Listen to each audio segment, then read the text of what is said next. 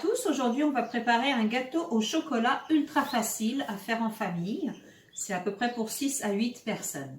Alors on va commencer par les ingrédients qu'il nous faut.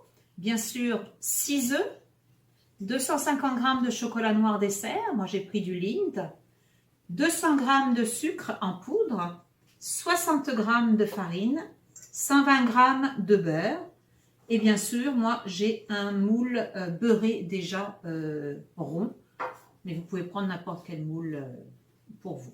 Alors, on va commencer tout d'abord par faire fondre le beurre et le chocolat coupé en morceaux à feu doux. Donc, je vais aller directement le faire fondre et on revient dans quelques instants. Et voici notre chocolat bien fondu.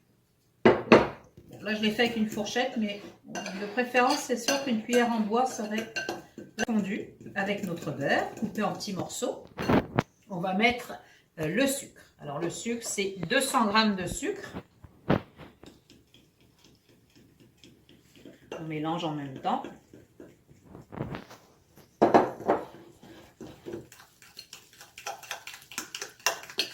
Et bien sûr, le principal dans cette recette, ce sont les œufs.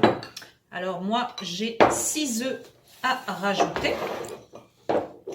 Donc on va les mettre un par un dans le saladier avec le chocolat. Donc là, j'ai mis mes 6 œufs entiers, le jaune et le blanc.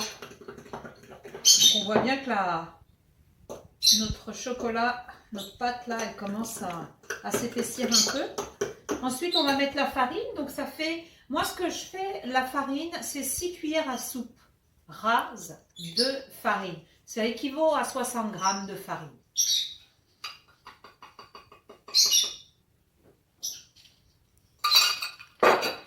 Et là, on mélange délicatement le tout.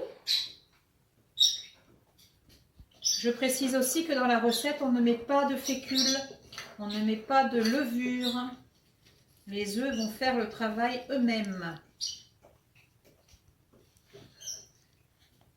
Et voilà, on est en train de mélanger délicatement. Là, on voit que notre gâteau va être extrêmement moelleux.